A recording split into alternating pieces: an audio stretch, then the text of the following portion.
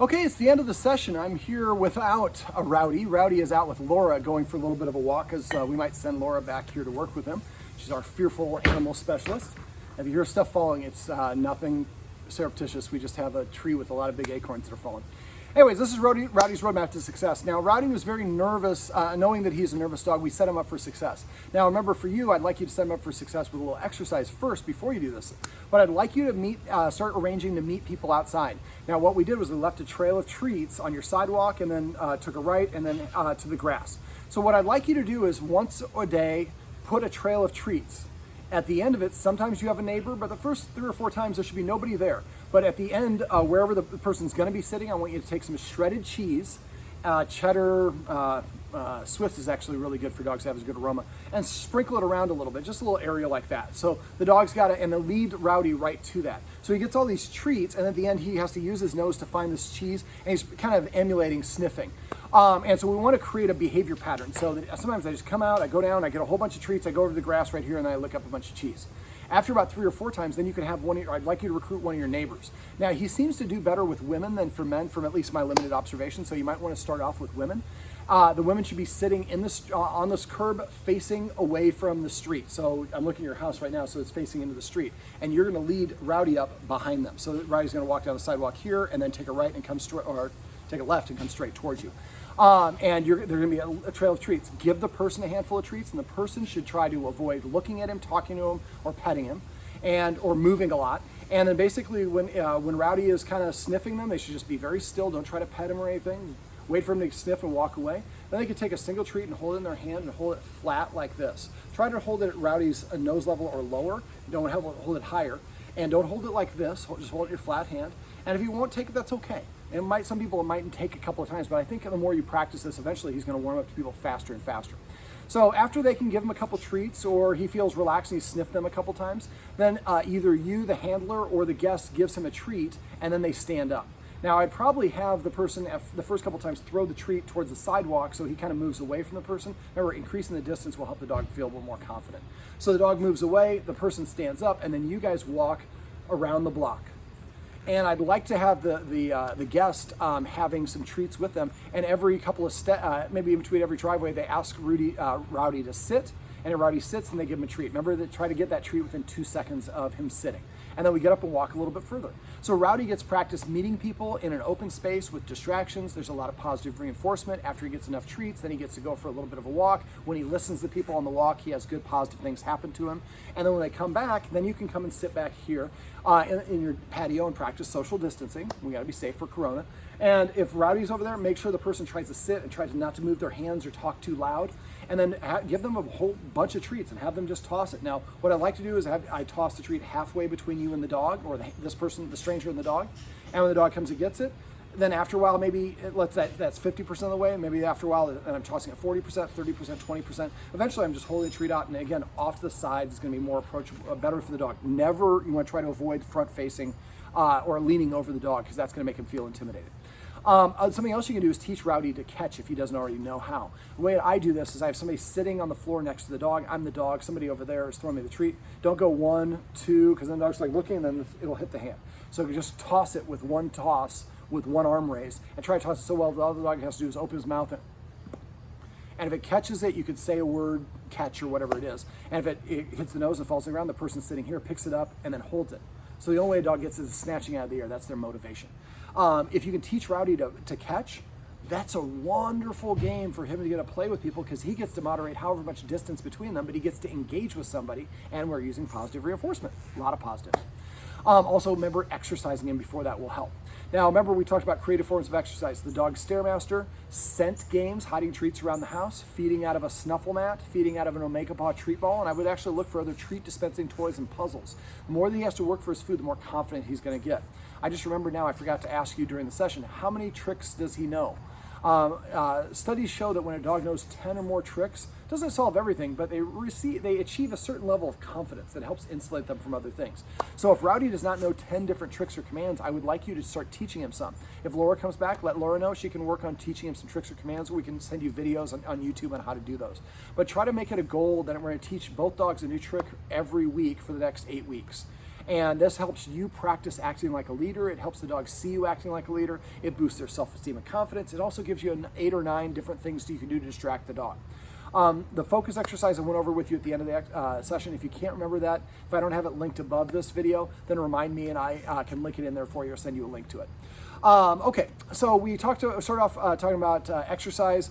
Also, a doggy backpack is another one. That probably for him, it should probably cost about $65 to $100, somewhere around there. Then you can put bottles of water or a little bit of weight in there. That makes the walk more efficient. All right, so exercise, remember, is best done sprinkled throughout the day. He's going to sleep 13 to 17 hours a day. So when he's asleep and he wakes up, remember, I want you to be proactive when it comes to getting him exercise. Don't wait for him to need it before you're doing any activity. He jumps up on you, make sure he's exercised first. And remember, the 5 minutes on the stairs is equivalent to like a 30-minute walk. Also, remember on the walks, let him sniff as much as it's safe to do so. All right, let me see. That's exercise. We also talked about little dog psychology. So remember, good attention, bad attention, very similar. Dogs probe expecting somebody to say no, the leaders say no. And not disagreeing with dog behavior means you agree and it has your seal of approval. So when Joy is going after Rowdy, you need to intercede. I wouldn't make a big deal. I wouldn't even vocalize. Stand up, walk over to them. If Rowdy's right here, insert yourself, face Joy, and put Rowdy behind you and walk towards Joy until she backs off. So you're telling Joy, I've got the situation control. I don't need your help, because Rowdy doesn't need her doing that either, because he sees her as probably as an authority figure. But we want the humans to be the ones who are doing that, and the dogs to help when it's needed. Let me see. So we talked about other things. Anything your dog is doing when you pet it is what you're rewarding. There were a couple times where Rowdy jumped up on you, you guys petted him, or he's barking and you petted him. So if he's petting you, want to try to console him, you can lay your hand on him. But the best thing to do if he's reactive is to increase the distance between him and whatever else it is. Now remember the treat game that I talked to you about? So you get some warm chicken, walk out here 20 paces, wait, and there's nothing else going around the environment, and just wait. Don't even hold it up, just hold it right here. And as soon as Rowdy comes to you, give him the treat. Right before you give him the treat, say the word come, or whatever the command word is, and then he gets the treat. And after he does this, and then you go back in the house. And then 19 paces, 18 paces, 17. It's locked. Can you walk like for another 5 minutes? I don't know if you'll be able to get it. Yeah. So let me try to, well, actually, can you walk him down the end of the block real quick? Let me finish this video. I can't hear you, sorry. I'm doing a video. Can you walk him for 5 more minutes? Yeah. Perfect. All right, that's Laura. And so basically, the idea is, again, he's coming to you voluntarily, getting that chicken, and then you get to go back inside. And you're saying, remember, say the command word right before the treat goes into his mouth. So he's approaching you. Before he takes that last step, you say, come, then give him that treat, and then go back in the house. And wait a minute, and then come back and stop at 19 paces, 18 paces, 17. Eventually, you get to the door, open the door, throw the treat on the ground. When he licks it up, when you step right before he gets the one inside, call it mansion or palace, then let him go back outside. Do that about 4 or 5 times, and this might take you several practice sessions before you get him to come all the way to the door. But eventually, you do this right, you just open the door, he should come right in. If you forget how to do that, let me know. I have a video on that as well. We also talked about the importance of rules. So for him, I think being on the furniture is kind of causes him to be a little bit more protective of you. So I would recommend him not being on the furniture for at least 90 days or as long as these problems going on. The X-Mats will help with that problem, keeping him off of the furniture. We also talked about other rules, not being allowed within 7 feet of him as eating, and having to wait while the other dog's eating. And I've structured feeding or kitchen. You can search for that on my website or just message me. I have videos that explain how to do those things. But when you're eating, both dogs should be 7 feet away. When you're preparing food, they should not be allowed in the kitchen. When Joy is eating, Rowdy should not be allowed in the room, and then when Joy gets done, she leaves, Rowdy comes in, and Rowdy eats, and Joy's not allowed to be in the room. So you're controlling the situation, but the dogs are also practicing not coming in the room based on respect for your authority, and that will help them practice self-control. Also see you guys acting like authority figures. We also went over the pre-max. Remember, the pre-max are a less desirable behavior earns you a more desirable behavior. So I go to the door and I tell the dog to sit. If it sits, then I open the door and it gets to go outside. Sitting causes the door to open, and I can have the behavior that I like of going and running around in the yard. Now remember, I add my twist to it, so I go to the door and I say sit once. If the dog does not sit within 2 seconds, walk away, sit down nearby, wait 1 minute. Then after 1 minute, go back to the door, tell the dog to sit. If it doesn't sit within 2 seconds the first time you say it, then you walk away this time for 2 minutes, then for 4 minutes, 8 minutes, keep doubling length of time. And I would do it with both dogs separately, but if you do it with both dogs together and Joy sits and Rowdy doesn't, then open the door, let Joy out, and don't let Rowdy out. pay them based on performance. I'd also like you to every once in a while pull out a treat and just say come or here, whatever your word is. Whoever comes first gets the treat. Whoever comes second doesn't get anything unless they give you the same effort. This can create a motivation for them to want to listen to you. So for the pre-max, try to do that for putting the dog on a leash, letting him out of the kennel. So you go to the kennel and say sit. If he doesn't sit, then just pull out a chair and sit down, read a little magazine and wait. And as soon as he sits, then stand up, and that'll probably cause him to get up, sit back down. Now, the write-up that's on my website is going to be, there's a dog named Aurora. She is a Akita. I just worked with her before I worked with you. So if you go to the section where it's called Dog Training Tips, it'll be the write-up right below yours. If you can't find it, let me know. But there's a great kennel training exercise there that I think will be really helpful for you guys. All right, so let me see. We also talked about petting with a purpose and passive training. Petting with a purpose is petting your dog with a reason or for a reason. So if the dog comes up and nudges you, remember it's telling you what to do. Instead of petting it and reinforcing that and causing the dog to be confused that it needs to protect you, instead give the dog a counter order. Tell it to sit or to lie down. If the dog is already sitting here, tell it to sit here or to lay down. After a while, the dog will recognize I can't tell you what to do anymore. I have to prepay for the attention, and I prepay for it through a currency of obedience. So she'll start coming and sitting in front of you, or he will, and whichever one. When they do, pet under the chin, and then if they do it within 2 seconds, pet on the chin, pet as much or as little as you want. If they don't sit, lean back, watch TV, read your newspaper, whatever it is. Show the dog I have other things going on. I'm not going to get mad at you, but I'm not going to yell, and I'm not going to ask multiple times. The dog is the one who loses out in the equation, and that will motivate the dog to want to do it the next time. And remember, pet under the chin whenever possible, and try to avoid petting on top of the head. Remember, for guests to reach to the dog, pet the dog. So if this is the dog's nose, I'm going to reach here, and I'm going to stop here. I mean, really, for guests, you should just, I'm even going to go over it, but because he's so, it'll be a little while. Eventually you'll get to that point. When you do get to the point where he's comfortable with people, when he comes up to people, they should reach towards him and stop an inch in front of his nose, wait for him to nudge them. Then they can reach down and try to pet him. But if at any point he pulls back, turns his head, or lowers his head, or won't even come to them, or won't look at them, those are his way of saying, I don't want to engage with them. Don't force the issue. Let him have the power to do it how he wants to do it. The more that he feels empowered, the more confident he's going to have in the situation. All right, so we use the watchword of paycheck. If I suspect someone's petting with a purpose. So somebody comes in, I'm petting Rowdy, and he is standing. They say paycheck. I stop petting. Say sit. If he sits, I pet him under his chin. And then I turn and tell the person, I actually asked him to sit, but when you flushed the toilet, he stood up, and I continued petting. But thank you, I do forget to pet without a purpose. And after a while, like I said, he'll start sitting to prepay for attention. Make sure you reward that.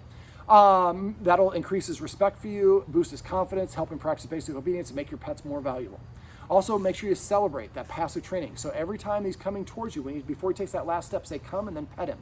When he's doing it on his own, when you don't ask him. When he comes over and he's about to sit down, right before the butt hits the ground, say sit and then start petting him. If he's about to lay down, say crash or whatever your word is, then start to pet him.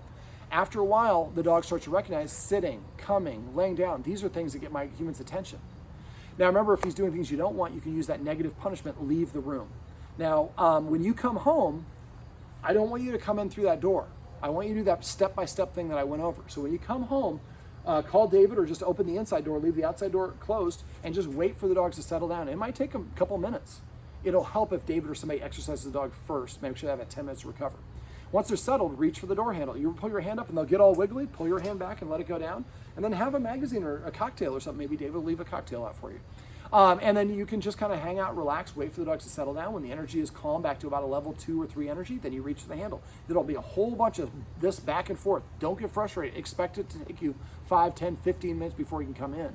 But eventually what you're saying to the dogs is when you are calm, I'm very attractive to you, or you're very attracted to me, and I want to come in. As soon as you get excited, I lose interest.